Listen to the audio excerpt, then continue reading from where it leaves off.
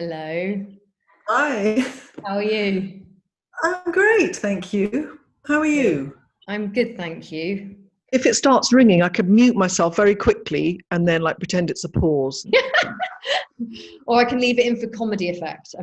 Yeah, we can just Like, make a joke about it. I still have a landline. yeah, Well, however, in my defense, the digital ones are really bad for you, obviously, because they have all this extra radiation from the base. So we yeah, were like, no, stick with the old landline. there's a lot to be said for going back to landlines for sure. Yeah, Well, thank you so much, Michelle, anyway, for coming on and thank talking to you. me. My name's Rach, by the way. Thank you for coming. I gathered that. Nice to meet you, Rach, in person. And this is in honor of a charity called Yoga Stops Traffic. And that charitable organization helps rescue and rehabilitate women and children in India from sex slavery, trafficking, and child marriages. So it's a really important subject.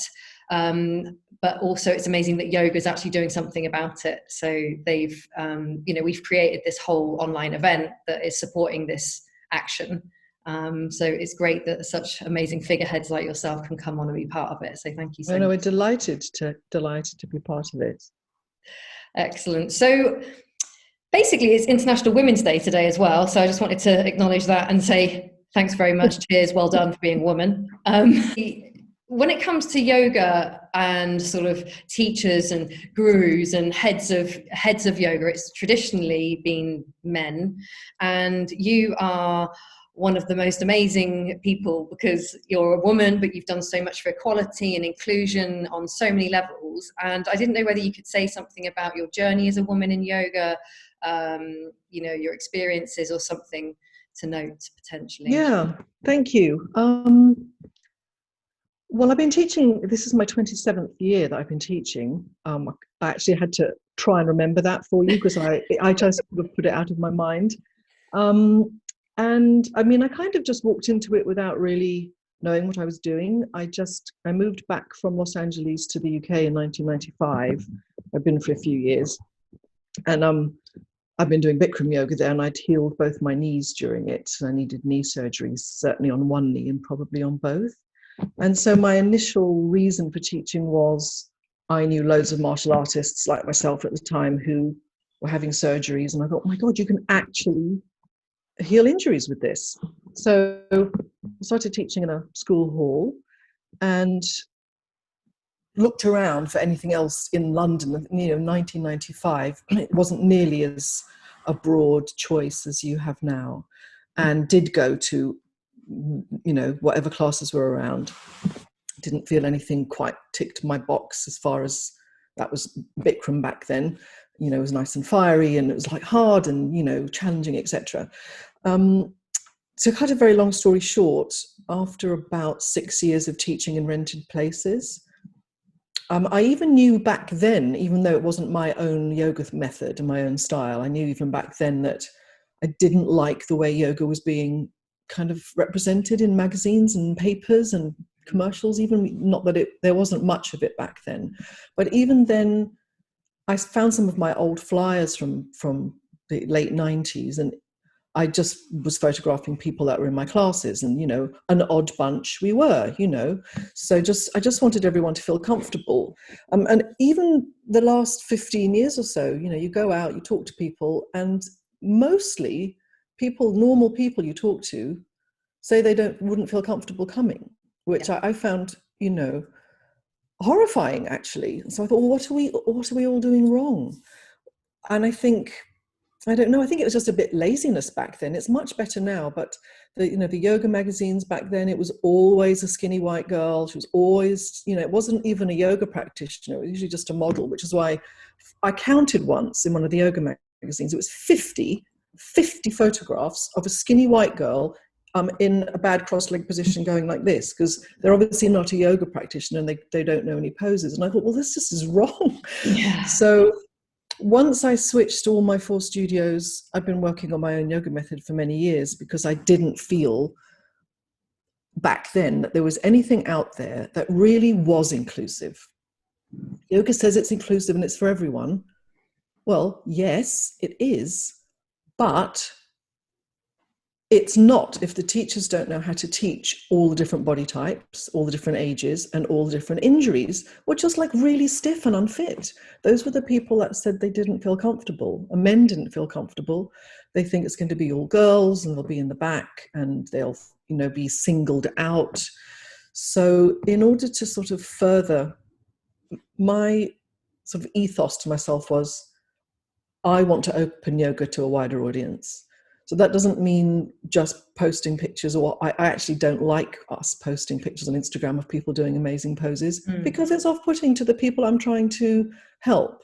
Yeah. So we've tried to avoid that, and we just use people that come to our classes in our marketing, and I just reflected who they were, every different, you know, ethnic background, different age, different fitness, different body types, and people were just really very kind about it. They were just like, thank you. That's the first time I've ever seen anyone with a body like mine in a yoga photograph. And we are going back 25 years. Wow. You know, now. It's much better now. But once I was free to teach my own yoga method, it's not just a marketing thing. It can't just be a marketing thing, because you could market that way as a sort of marketing ploy. And all of a sudden now, you know, every yoga studio that I've been following for 20 years who never had a Black person or an Asian person on there, you know, they've all suddenly, you can see they've got these pixelated photographs where they've gone back for 10 years, found a picture of someone in their class and then zoomed in on it and tried to put it on Instagram. You can't just do that. You've got to have the actual sequencing suitable for everyone, the actual classes themselves, and then you have to have teachers who are trained to teach in layers. You know, this is how you first go in. If you want a bit more, do that. If you're advanced, you know, you do that. That way there's not a special bit of speech for the person who's stiff or in their 80s. It's just everyone together. So that's, you know, why we needed a teacher training program that taught teachers to just be inclusive at the roots of what they're saying and the roots of what they're teaching. I mean, and an injury is a particular, that's why I started teaching. I wanted to teach people who are injured. So we noticed that if somebody had a particularly bad injury or just really, really stiff, they might not feel comfortable coming to a general level class, even though they are comfortable when they do see that it's actually really inclusive. So I created this class. I'm very proud of it. It's called Stiff, Old or Broken. Obviously it's SOB as a short, and people are like, you can't call it that. It's not very yogic. I'm like, I can, and I'm going to, because where's the humor? You know, there's nothing to be ashamed of. No. Everyone gets injured. Every yoga teacher gets injured as well. So we've got yoga teachers in there, people on crutches, you know, people who've got diseases and things. That means they need to move a bit more slowly. And we don't talk down to them. They're pushed just as hard. Come on, don't be lazy. Get up, do it. You know, that's what happened to me when I was injured. I was like forced to just get up, stop crying, get up, do it. You're going to have to go through that. Wow. So, so that's kind of that part of it. As far as being a woman, I mean, you know, just like everyone, I think if you are as old as me, you're not old. Been to all the yoga classes where the male yoga teacher exposes himself to you, pulls you into his crutch, does all of that. This is all in England, by the way. Wow. And we were just used to it. Do you know what I mean? It was like, oh, you know, another one. But now I'm so glad to see that it's more out in the open now. You know, you cannot do that. You will get Instagrammed, you will get reported, you will. So that's really a good thing, because I think that was and has been much more rife than people realized. Although that's all coming out now anyway, which is a good thing, you know. Yeah, for sure. And it's setting new standards for new practitioners, new teachers, and leveling the playing field between male power dominance and sort of female yes things. I mean, don't take me the wrong way, I'm not saying that there might have been women that did the same thing. Obviously I didn't experience that, but from my experience that was really very rife. It's horrible. But You mentioned humor, and I was going to say the photos that you've used before, your advertising photographs, have all been have a laugh trying, where there's a lady that isn't stick thin but very beautiful, and then there's the biker chaps. My sister took me to a Fierce Grace class maybe 5 years ago in London, and it was hands down the best and first time that I'd gone in somewhere and I was like, this place doesn't take itself so seriously that people are going to be excluded. Oh my God, there's an old geezer, not old, but an older than a 15-year-old doing yoga.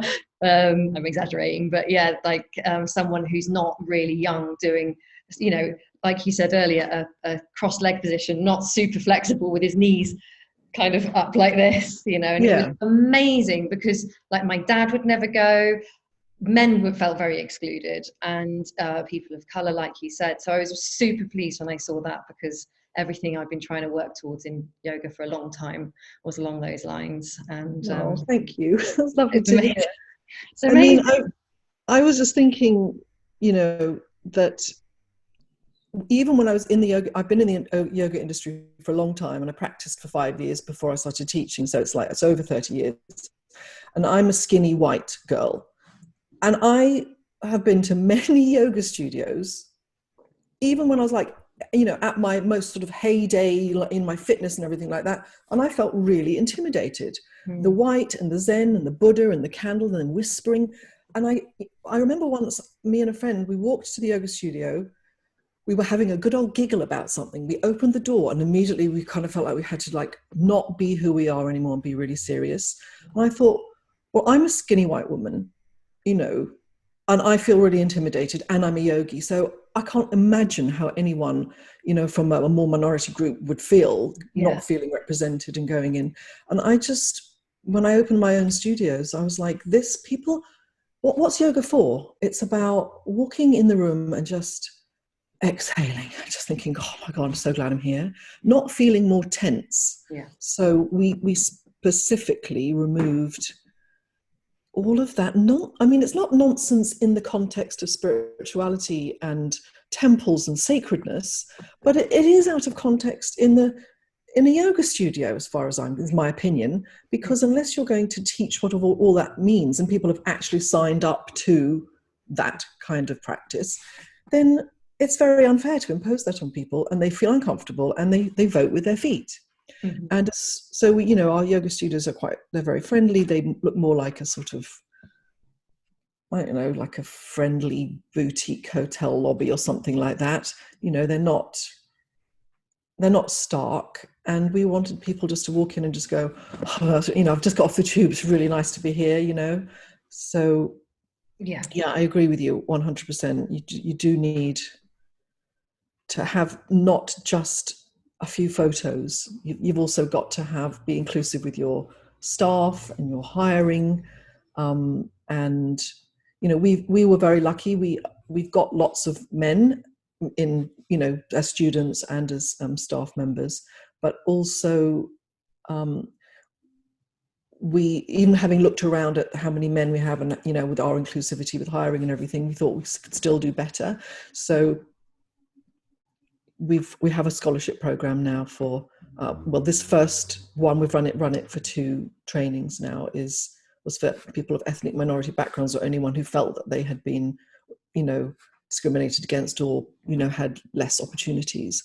And we intend to expand that out to the other countries that we have studios in, and try to just always, you know, try. You never feel like you're doing enough, and we're not doing enough. We do have to do more. But what you said about men, I think, is very interesting, because when coming up with the name, people, well, why don't you just call it Michele Pernetta Yoga? And I'm like, well, because it's not about me. You know, why don't you have an Instagram? I don't have my own Instagram, because, I mean, it's different if you're a sole yoga teacher, and you are your brand, but my brand isn't about me. Every marketing and PR person is like, you need your own Instagram. I'm like, well, why? It's not, I mean, okay, my business would probably do better if I did, but it's about the people that come. It's not about me. And so the name, I wanted it to be male friendly. It needed to be something men wouldn't feel uncomfortable saying. I didn't even put yoga in the name. you know, because why even, everyone knows it's yoga. You know, we have the yoga as the subheading, but I just felt it needed to be half male, half female. And the logo is half male, half female. So I think men have felt more comfortable being part of the community than they did before we changed. Yeah, it was amazing. The class, when I went as well, I was again shocked at how many men were in the class, and you know, different ages, different body types, different colours and shapes and so everything. So it was, yeah, I was definitely blown away. So it's really cool to speak to you. Thank you. And I created something really silly, but ended up taking off, was called the Unbendables, and it was in honour of my dad. Amazing. So you know, dad's a dad. He's a biker, shaved head, goatee, man belly, I'm going to call it. Sounds like my husband. And when I said the Unbendables, he was like, "Oh, sounds like something I could do because I can't bend." And that's exactly what they've all said. And then because I'm dyslexic, I did accidentally write the Unbedables once when I did the. No, but that was even more popular. Oh dear. Yeah, so just you're probably in the good position that you've got people who can proofread your writing, where I don't at the moment. I actually don't. I make the mistakes and I'm fully responsible for them, unfortunately. That is very funny. I mean, people really, they said you can't call it SOB. You can't. I'm like, I don't agree. I'm just going to go with my instincts. And as soon as we put it out there, the phone started ringing. And when are you starting it? I want to send my husband. I want to send my boyfriend. I want, you know, or people just going, that I can come to. Just gives people permission to do what they would do anyway, which is yoga. Yeah. But yeah, that definitely, I think we can still do more, I think. But as I say, once you get them through the door with the clever name or the, you know, or the advertising or whatever, what you actually teach them has to be inclusive. It can't be too hard. It can't, you know, basically when I was testing Fierce Grace out, my husband's been great because he does look exactly like you've described. And he does yoga, but he doesn't love it. I mean, he does it because, you know, it makes him feel great and less stiff, but he's quite stiff and he's got a fused lower back. And so we invited him and people like him to all the test classes for 3 years to go, is the transition from this to that possible for that body type? And he would just be like, there's no way I can get from that to that. You might think there is, even with a block, but I can't. So I was like, okay, how do we solve that? And you know, we've done that with every single transition to go, well, then it's not a general level class if that person can't do that, you know. So yeah, that's amazing. I'm glad that you've used your husband in the same way that I've used my dad quite a lot when I've been trying to put together these courses. It's amazing, isn't it? So useful to have a normal man or a normal person, and then they're very rude when they tell you their opinion, which is great because it's better to hear it from a family member than one of your clients, which is you know, that sucked. That you don't understand. My body won't do that. You know, like, okay. Amazing. My dad ended up calling yoga nidra yoga ninja, which was quite funny. And he was like, very funny. What's that thing when you go in and lay down and like, you know, and you basically fall asleep halfway through? I like that one. And yoga ninja? Is it yoga ninja? Yes, Dad. We will call it yoga ninja from now on because you'll understand what the hell I'm talking about. So, talking of ninjas, what style did you of martial arts did you study? Well, I did Korean one called Hapkido. Nice, I've heard which of it. it's not that well known. It takes quite a long time to learn it. It's Aikido, Taekwondo, and you know, weapons. And then when I moved to LA, I did it then again there, and then I switched to Taekwondo just because I kind of liked the Taekwondo school a bit more, so I switched to that. And then after I did get my black belt eventually. When I did get that, I then took up the French kickboxing, Savate kickboxing, which was fun. It's kind of fun, you know. It is, yeah. But you do get to an age where you do yoga and you fix things, and then you do something like that, and you're just like, after a while, the intelligent part of your brain goes, is it really wise to keep fixing it with this and then a bit screwing it up with that, you know, when you get, you know, a bit older?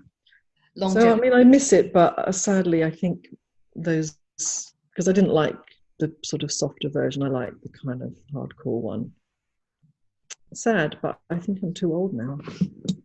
Well, you're probably not, but you're probably wise in the choice for your joints if you have had issues before. So Yeah, my knees just don't really like it.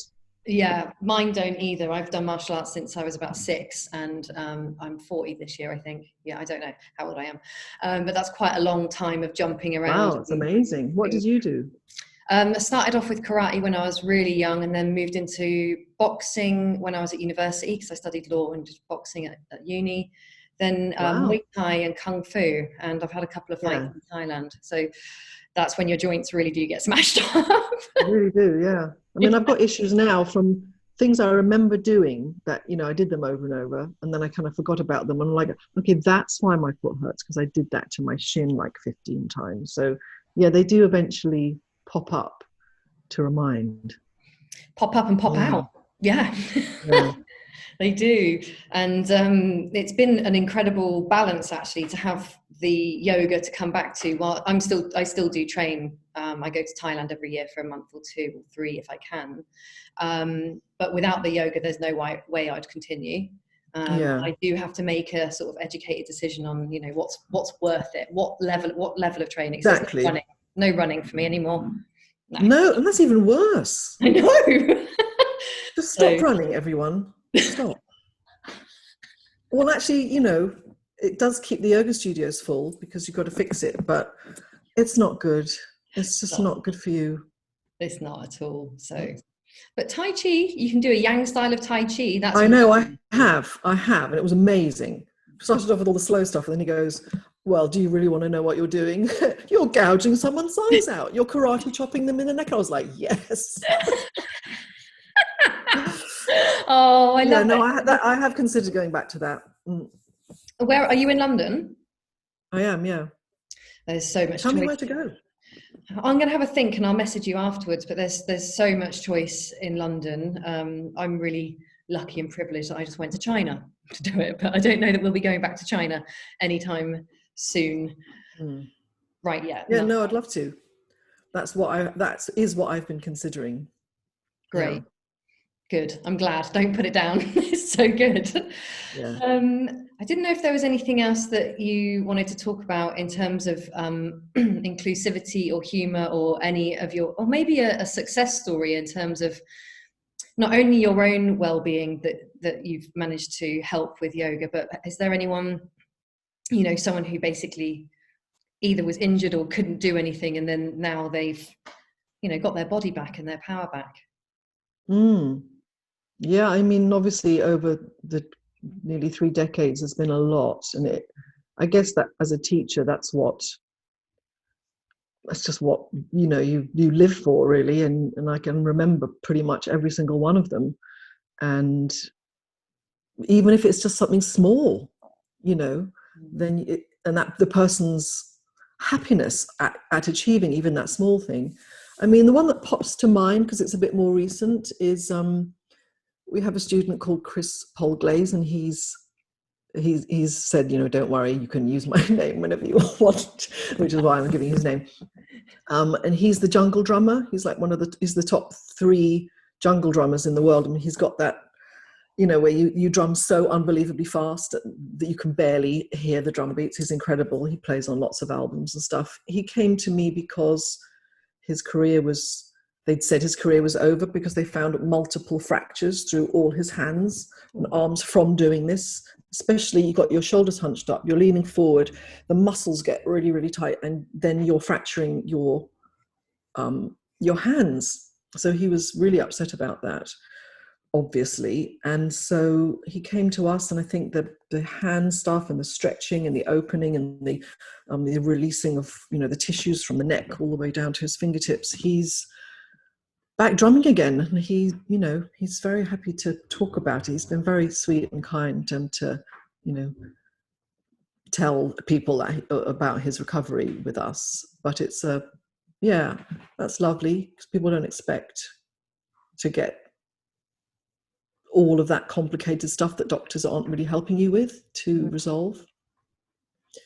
It's But amazing. yeah, many things. I mean, I'm 33 years after being told I need knee surgery. I'm, not a young spring chicken anymore. My knees are completely fine. I mean, I have an MRI every few years just to see what's going on, and they still go, "You need knee surgery immediately." I'm like, well, I can run, I can ski, I can do lotus, I can do toe stand, I can lock my knee. Why on earth would I have knee surgery just because your picture says I need it, whereas I have zero symptoms? So Amazing. it's interesting. Yeah, amazing that you don't have It's interesting. symptoms. Crazy that they still want you to have. The more yoga, well, the last time I was told I needed knee surgery, and I was just like, okay, well, we'll see. Let's just see. So I thought I'll do every advanced thing that I can do. So I thought, all right, let's do all of this. It just made it completely better, and I have not even had an ache or pain since. So it's interesting That's that amazing. surgeons say that, and you don't. I'm 35 years down the line on that. Yeah, amazing. Well, here's to everlasting youth of your knees. Thank you. They're And very important. they are. Yeah, you definitely need them. Mine, yeah, were exactly the same, and now they work, and I'm not in pain. It's great. Yeah. It's really The great. body really likes to be moved. Mm. And half the problems people have is they start having pain. And I had done that even with martial arts. I was like, I couldn't kneel anymore. I could only bend my knee. I mean, I couldn't bend it to 90. I could maybe bend it to about 120. I had just stopped kneeling and I'd stopped trying to bend it.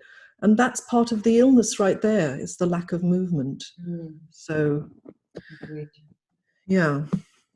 Well, thank you so much, and thank you for giving up part of your International Women's Day for this.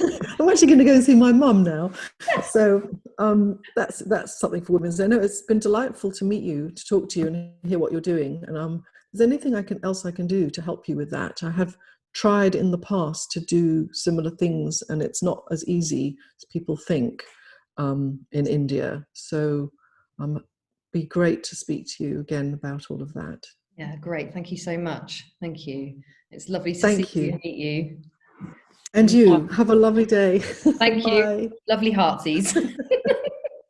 Bye. Thanks, Michelle. Take care. Bye. Bye.